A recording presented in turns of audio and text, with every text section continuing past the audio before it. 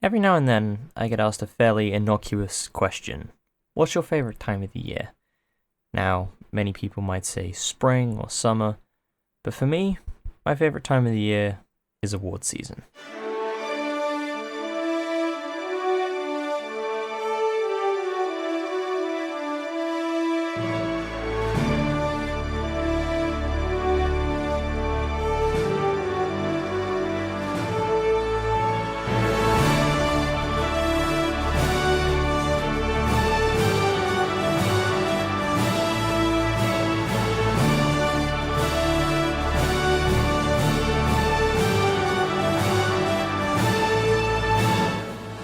If any of you know me, which might be a few of you, you'll know that film and the movies play a massive part in my life as one of my absolute biggest passions.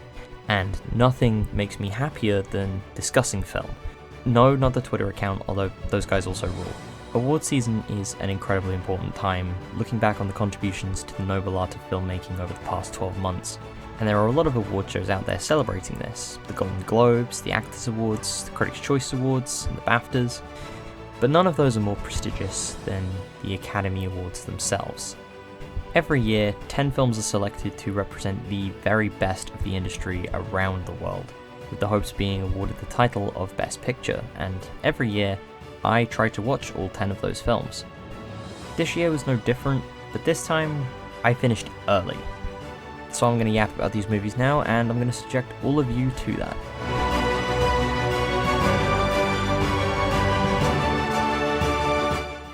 So, just a quick side note, I'm going to be going through these movies in the order of worst to best, or it's more accurate to say weakest to strongest. The number one spot on this list may not strictly be the film that I think is going to win this year, more rather it's the film that I really, really want to win. Also, I very quickly want to talk about a few honourable mentions. Basically, these are films that made it into my top 10 for the year that weren't nominated for Best Picture, plus another film that I wanted to give a quick shout out to anyway. There'll be a link in the description to my Letterboxd account, and you can check out my whole list of movies I watched in 2025, so you can see how all of these films stack up against each other. Oh yeah, this will also be as spoiler-free as possible, but here's a spoiler warning for you, just in case.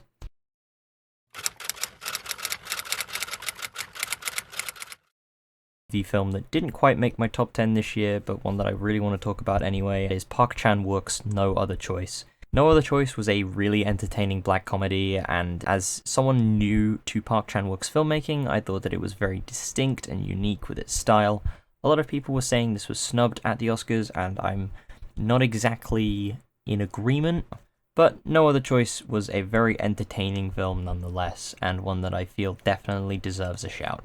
Personally, I don't think I would have put it into the running for Best Picture compared to some of these other films, but it's definitely worth mentioning anyway. 어쩔 수가 없다.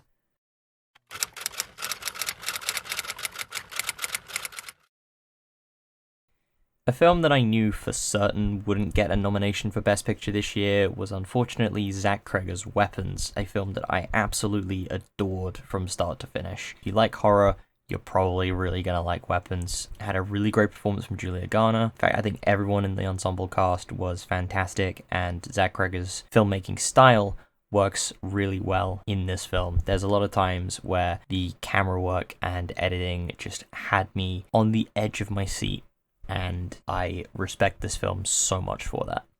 This is where the story really starts.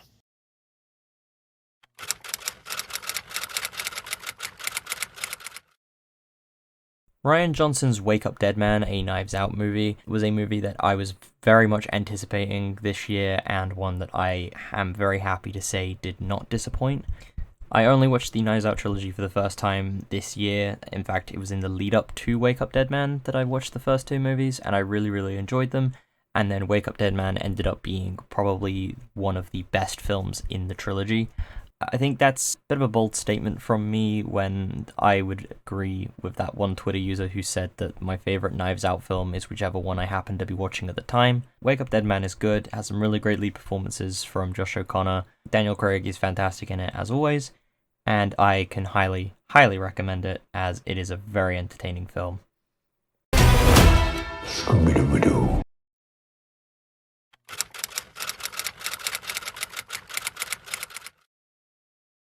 28 years later sees the return of Danny Boyle to the 28 franchise, which is a return that I have been hoping for so long, because the first movie is absolutely phenomenal. 28 Days Later is one of the best indie horror films of all time, I would say. It is absolutely iconic.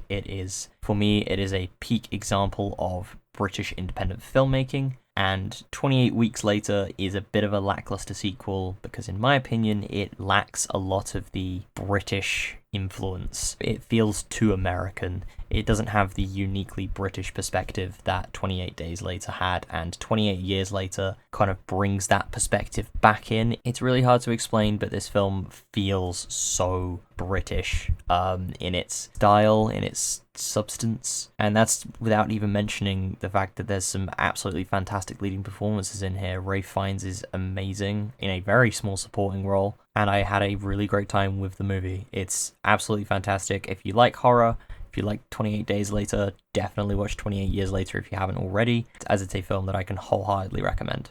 There are many kinds of death, and some are better than others.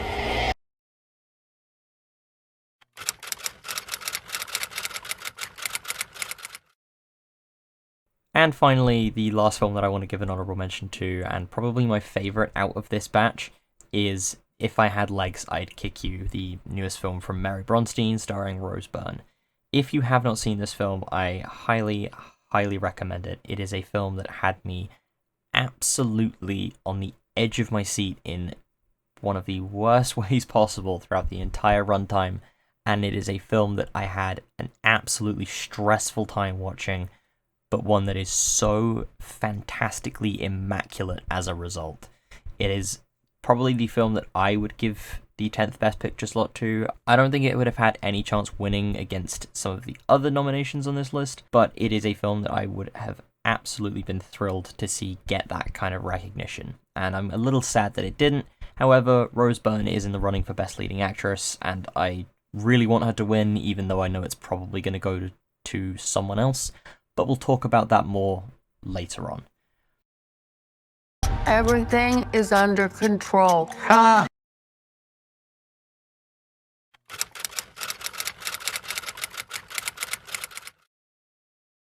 Now, I'm definitely not immune to the big summer blockbuster. Hell, one of my favorite movies of all time is Michael Bay's 2007 Transformers movie. And there was always going to be one big blockbuster film this year given a pity nomination for Best Picture. And it's just a shame that F1, or as I'm going to call it, F1 the movie, was simultaneously a very impressive film on a technical level, and yet nowhere near as entertaining as I'd hoped based off of all of the trailers. I will just preface and say real quick, this is the only time in the video that I am going to be overly negative. Everything else in the running is kind of head and shoulders above F1 the movie, so all of the negativity will be let out here. Before all that though, let's talk about some of the good stuff here, because there is actually a fair amount that I liked, mostly down to Joseph Kosinski being a really good action director and that translating really well into the racing scenes. Looking behind the scenes and seeing how they actually filmed the races using a combination of real footage from Formula 1 races and specifically designed onboard cameras mounted to Formula 2 and 3 cars, it is quite the impressive technical challenge, especially considering they needed to account for the weight and aerodynamics of the car for it to still feel real.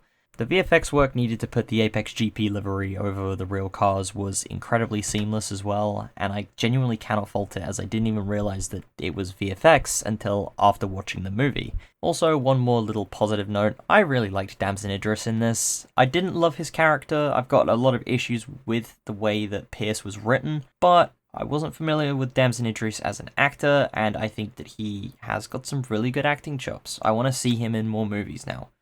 To move on to the negative parts of this movie, as there are unfortunately quite a few for me, one of the biggest is just the fact that none of the characters in the film actually have any interesting writing, dynamics, or development throughout the near 3-hour runtime.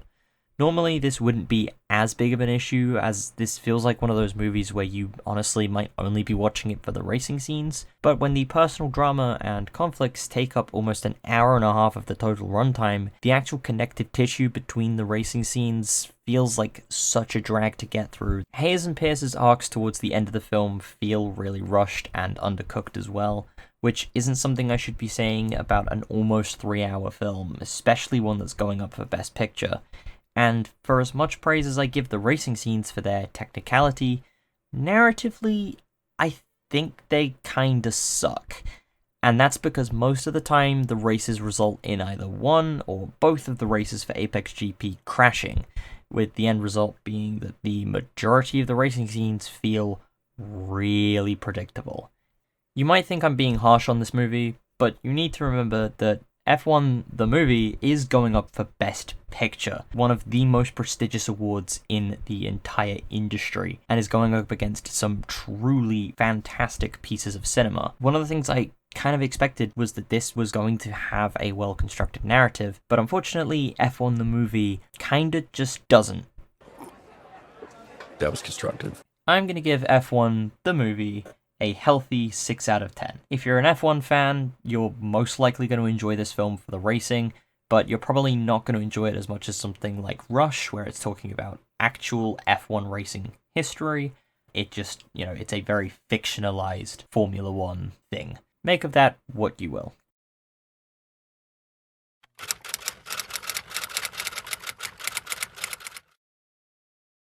I will admit right now that it does pain me to place a Guillermo del Toro film this low in the consideration, but that is a lot less of a slight against Frankenstein and more of a testament to just how strong the next 8 films are.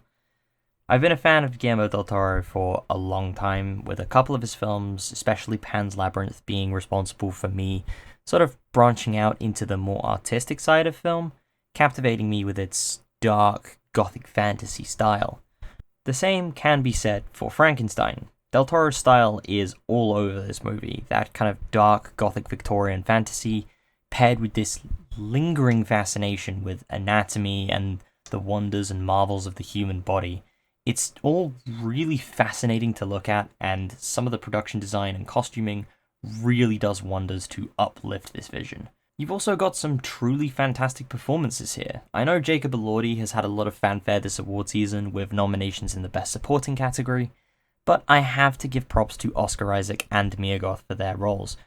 Isaac especially is really good at portraying the mad but brilliant version of Victor Frankenstein, who later devolves and becomes a more sort of haunted version of the character. The second half of this film is also pretty immaculate in my mind. Once you start focusing on the creature, you get a really interesting new perspective on the film, and the second half honestly kind of overshadows the first in my mind, which is where we get onto some of the problems.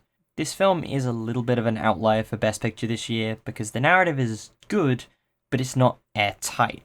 The performances are great, but the writing does falter at times, and a lot of that does start to show in the first half of the film, which is why the second half kinda overshadows it for me.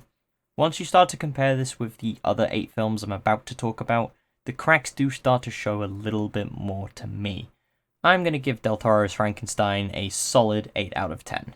If you're a fan of Guillermo del Toro in any capacity, I wouldn't call this his strongest film, but you will have a very good time with it. If you're a fan of Frankenstein at all, like the original novel, I think you might also enjoy this movie. It adapts the novel a lot more directly than any of the other previous adaptations that have kind of focused more on the horror side, and I think that that's honestly one of the strongest aspects of Del Toro's Frankenstein for me, is that it's not trying to be a horror film. It's focusing more on the science, the fantasy aspect, which realistically is where the core of Frankenstein lies. Now, run.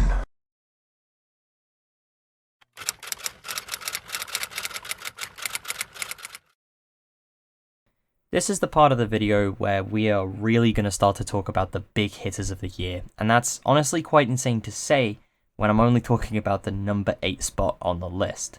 Sentimental Value was my first experience with Joachim Trier as a filmmaker, and I was honestly pretty blown away by just how real this film felt. Like, a lot of the films this year have big ambitions, big stories, some with high concepts focusing on scale, spectacle, adrenaline, and tension. Sentimental Value, though, takes a very different approach. The story seemingly so small in its stakes, and yet gigantic in its impact on the lives of the people the story focuses on. This film is absolutely carried by all four of its primary acting performances, with an incredible lead performance from Renata Reinsve, supporting performances from Inga Ipsdottir-Liljes and Elle Fanning, and of course Stellan Skarsgård at the absolute top of his game. The emotional weight of this film rests on the broken familial dynamic between Gustav and his daughters Nora and Agnes, and the realizations throughout surrounding generational trauma, shared trauma, familial bonds being tested to the point of breaking, only to bounce back and be restored by a moment of understanding. It's really powerful stuff. There is also something to be said for the way that Sentimental Value views art, more specifically the art of filmmaking, and I have to wonder if Trier's own personal experiences may have helped influence the story at all. The personal sacrifices of pursuing art and the idea that to pursue greatness within an art, one must sacrifice it all, is a subject that has been touched on before in films like Whiplash and Black Swan, but Sentimental Value chooses instead to focus more on the fallout of this choice. How does the pursuit of greatness affect those that we hold close, the people we love? Is sacrificing it all really worth it? The only thing that I will say is that this film can be quite a difficult watch. I can't speak from personal experience of being a child of divorce or experiencing divorce in the family, but I know that if you are someone with first-hand experience of that, this film might prove to hit a little bit too close to home. So be warned, if that is a sensitive subject matter for you for whatever reason, I wouldn't say steer clear of this film, just prepare yourself emotionally for it. This is an incredibly solid 9 out of 10 for me. Hvordan vet du det? Du kjenner oss jo ikke sånn egentlig, da. Her i familien er alle arga på pappa.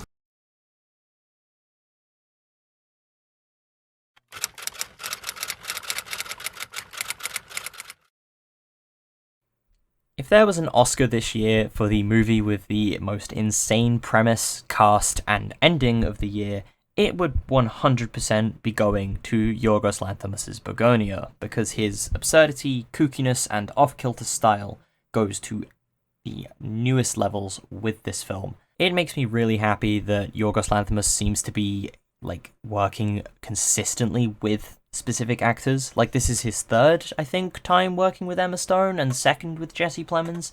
The second time that Stone's been nominated for Best Leading Actress under his direction, and Plemons pulling off one of his best performances of his entire career since playing Todd in Breaking Bad. It's also worth mentioning that I'm just obsessed with how this film actually looks. This and another film I'm going to talk about later have been part of the ongoing VistaVision revival, so I'm obsessed with how Bugonia actually looks because it has such a unique style to it that I think really complements the film. The unfortunate thing is that I can't really talk about this film's plot at length because then it would be spoiling it. You'll have to go by my word, this film is absolutely insane from start to finish.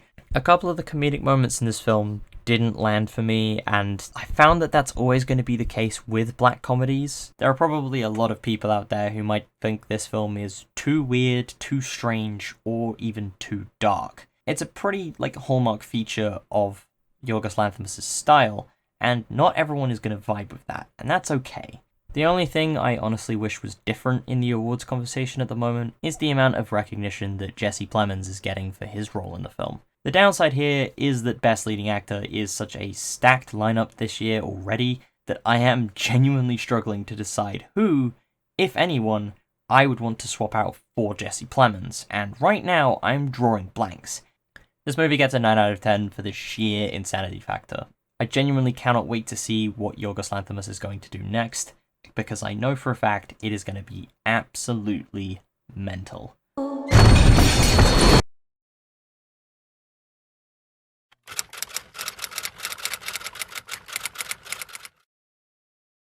Last year at the Oscars, the Brazilian film I'm Still Here ended up being one of my absolute favourites of the entire year's lineup, and I was very pleasantly surprised to see another Brazilian film in the running again this year, this time The Secret Agent. I will admit, this is a film that I do still need to process a little bit, and definitely one that I need to rewatch as soon as I get a chance to, but around this point in time, this movie sits kind of around the middle point for me. I think its messaging and deeper values are a lot more profound, and it fits into that same camp of realism that I put Sentimental Value in and praise Sentimental Value for. The difference is that The Secret Agent is less a film that could be happening right now, and more a film that could well have happened in the past. To list off a few really great aspects of this film without going too deep into it, I just want to say real quick that Wagner Moura is perfect as the leading man of the film. The camera and editing work is genuinely superb, and there is a unique kind of warmth and comfort to this film, despite the solemnness of the story, and that's mostly down to just how vibrant and beautiful the setting of 1970s Brazil really is. Like, this film has such a warm nostalgia to it for a country that I have never even been to. It is truly an indescribable feeling. My only major complaint is that some parts of the film do feel like they were a little too drawn out. This film gets a 9 out of 10. I really need to rewatch it to properly process the content and the deeper meanings of the film, but it is another extremely strong example of Brazilian filmmaking talent, and I would not be surprised if Brazil made it into the Best Picture conversation a third year running. Tu anda armado? Não, mas eu sei usar martelo.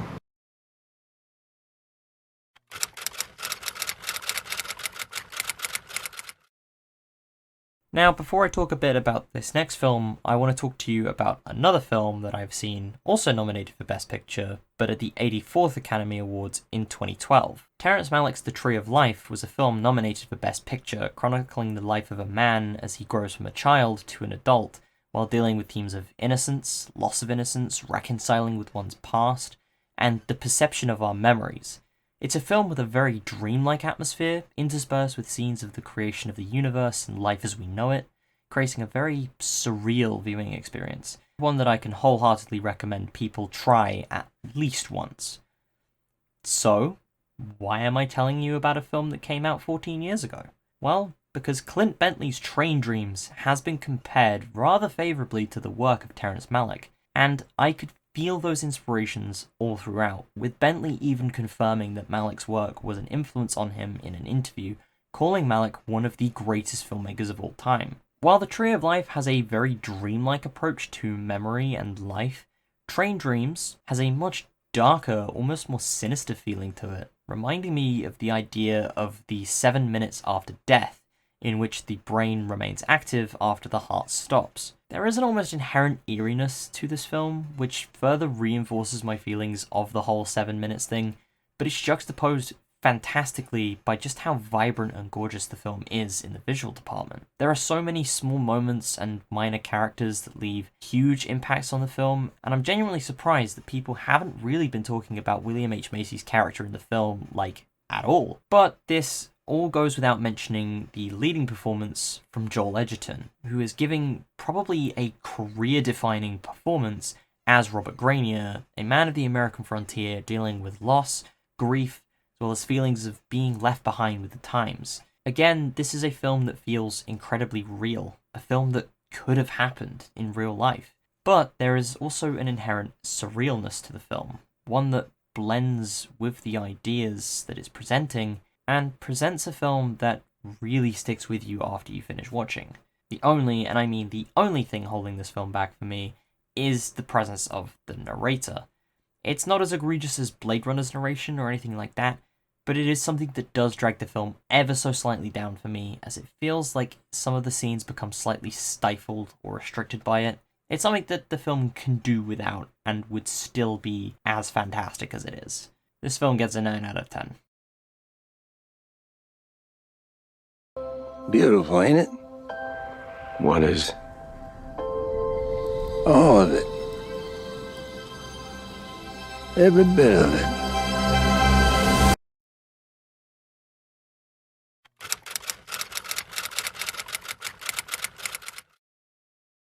We have had an incredibly solid string of films by now, including 4 consecutive films that I've rated at 9 out of 10.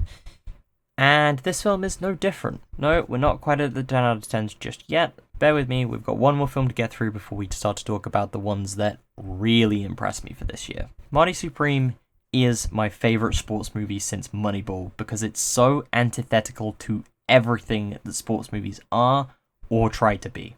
Timothée Chalamet's performance is honestly incredible in this film. Deeply layered and multifaceted, with him able to switch from the cocky confidence of the Marty Mauser that Marty wants the world to see to the insecure and irresponsible man that he truly is on a dime. And yet, despite all of that, Marty is a character you cannot help but root for, despite being one of the most morally reprehensible people in the entire damn movie. All he does is walk over every other person in his life. His mother, his uncle, his best friend Dion, Rachel, Wally, the IATT, everyone in this movie is viewed as a stepping stone to Marty's destined success. And to cap it all off, and this is a spoiler warning for you, it's a greatness that he never even reaches. The film ends with Marty winning a table tennis match for himself, perhaps for the first time ever, to prove to himself that he can do it, not to prove it to the rest of the world. And there is a fleeting moment where Marty finally accepts the responsibility of fathering a child with Rachel, a responsibility that he has been dodging for the entire film. It is a very small throwaway line where he says that he is the father,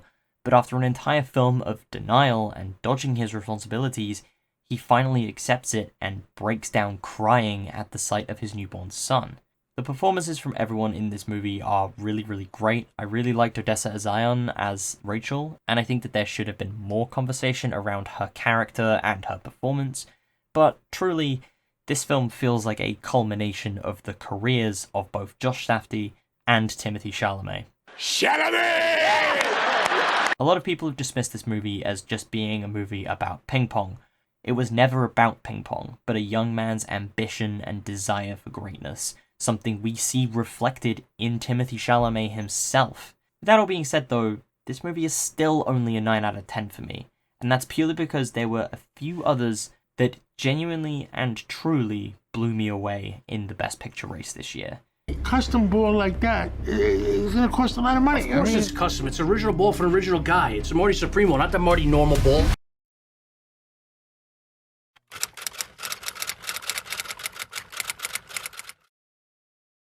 There are very few cinematic experiences that genuinely moved me to the point of tears, and I am very proud to say that Chloe Zhao's Hamnet has joined that rather exclusive club. Hamnet has been framed by some critics as being misrepresentative of the life of William Shakespeare and of the true influence that the loss of Hamnet had on Shakespeare's work, a subject which is disputed by scholars even to this day. I would like to propose that Shakespeare, his life and his work, are very secondary in nature to the true subject of this film. This being a film about the love of a mother and the grief at the loss of a child. Jessie Buckley's performance as Agnes is genuinely phenomenal, and I will not at all be surprised if she wins Best Leading Actress this year, as it is her exact portrayal of grief, anger, and sorrow that moved me so much. And it is so important that her performance be as strong as it is, because she is the true focus of the film. Paul Mescal also definitely deserves a shout here. There is a moment in the film where he is directing his actors for the upcoming first performance of the play of Hamlet, and you can feel just how deeply the loss of his son is affecting him in that scene. It is electrifying to watch, and it all comes to a head in the final scene of the film. The way that Agnes reaches out to the actor playing Hamlet, the older version of her son that she saw without realizing it would be an actor in his place. She reconciles her grief, and it is felt and shared by everyone in that audience. There is a moment where Agnes and William kind of meet each other's gaze, understand each other for a moment. For the first time since the loss of their son, they're sort of seeing things on the same page for once. I wasn't too familiar with Chloe Zhao as a filmmaker, but her direction perfectly encapsulated this sort of serenity and beauty in the stillness of the world, which led to this sort of divine air of joy and love in the first hour that shifts so quickly into this heavy, tangible grief embodied by rage, distance, and isolation. It's almost beautiful in its way. This is a 10 out of 10 through and through, but there are still 2 more films left to cover. What story would you like? Something that moves you.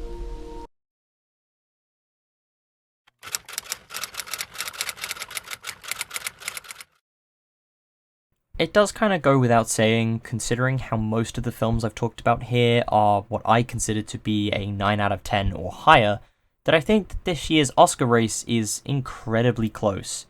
And these next two films are pretty exemplary of that fact. And to add to that, I'm going to say right now that I would not at all be disappointed. Hell, I would be genuinely excited if the award for Best Picture was given to Paul Thomas Anderson's One Battle After Another.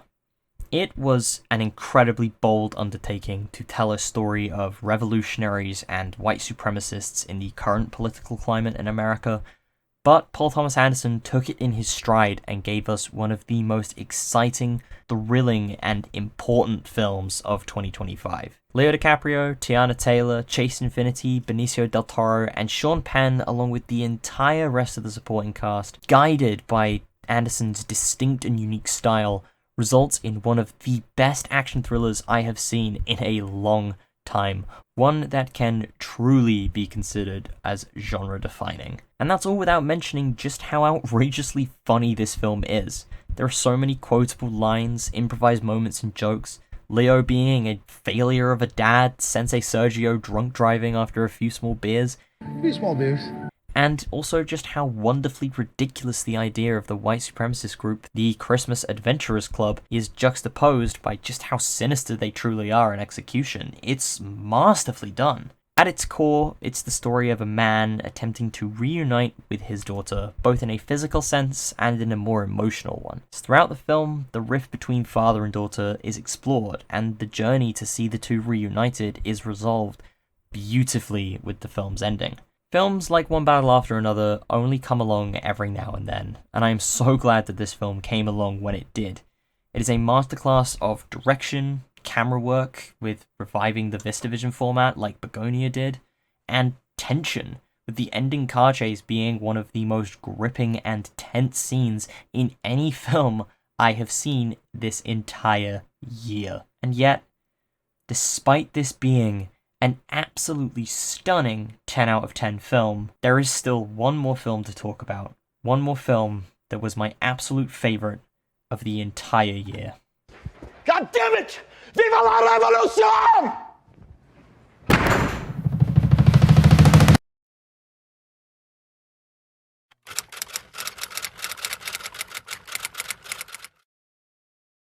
Sinners was the fourth movie that I ended up seeing in the theaters in 2025. Following on from Captain America Brave New World, Mickey 17, and The Amateur, I came out of Sinners thinking, you know what?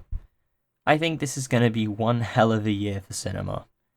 And while I can safely say that I was correct in my prediction, Sinners remained on its throne as my number one movie of the year from April 22nd, 2025, right through to me writing this video in February of 2026. This film feels absolutely seamless. The writing, camera work, direction, music, and performances all exist in a near perfect balance to create one of the most entertaining, enthralling, dare I say, magical cinematic experiences I have had in my life. And a lot of that is down to just how passionate everyone behind this film was, to the point that you can feel that passion and intensity bleeding from the screen. There is this big idea throughout the film regarding those with the ability to play music so transcendent that it crosses the boundaries between the living and the dead, speaking to the idea that art has this unique quality to cross boundaries of age, race, gender, or sexuality to bring people together. That's a meaning that I've gleaned from the film over time and a few different watch-throughs, but there is so much more to it. Themes of black ownership, cultural erasure, colonization, assimilation.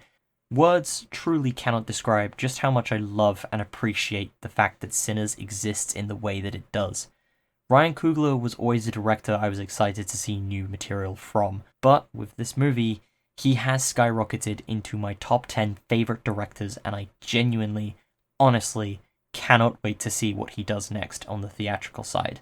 Sinners is an emphatic 10 out of 10, and is one of the prime examples for just how truly incredible 2025 was when it came to the movies. And I've got a feeling that it is a film that will be talked about for a long, long time after. Stay. It's you? Of course it's me. Open the door. That ain't your brother. Now, before I end out this video, there is one more thing we need to discuss. The word generational gets thrown around a lot, and I've seen it used in reference to this year's award season. I've also seen it used in reference to the 2025 award season, 2024 award season, the 2023 award season, the 2020 awards. You get my point. The real question is, what does it mean for an award season to be generational? Is it when all of the films and performances in contention are of equal standing with one another, making it difficult to choose a clear winner among them?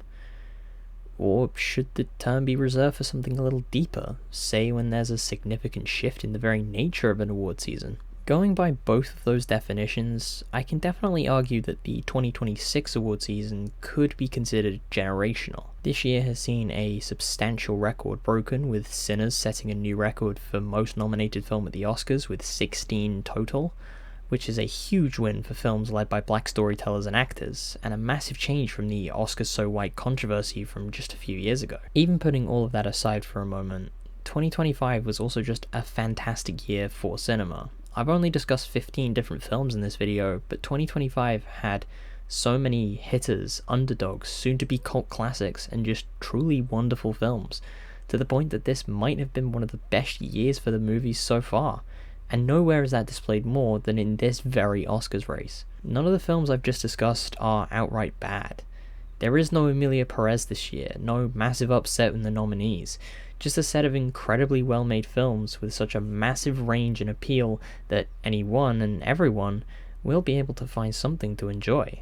Hell, I didn't enjoy F1 the movie all that much, but I can guarantee there are a lot of people out there who did, which I cannot fault them for. And perhaps that's where the true generational shift is. Since the category got extended to 10 nominees in 2010, there seems to have been a general uptick in the quality of a lot of the films nominated for Best Picture. The competition is getting closer and closer, and the end result is more and more films reaching the heights of some of Hollywood's greats throughout history. But that's enough yapping out of me. If you've made it to the end of this video, then I appreciate you for sticking around. There's going to be more videos like this coming soon, so why not click that subscribe button and the notification bell right beside it. It helps me out, and it means you won't miss my next video when it goes live. But until then, thank you for watching. This has been Darkstar, signing off.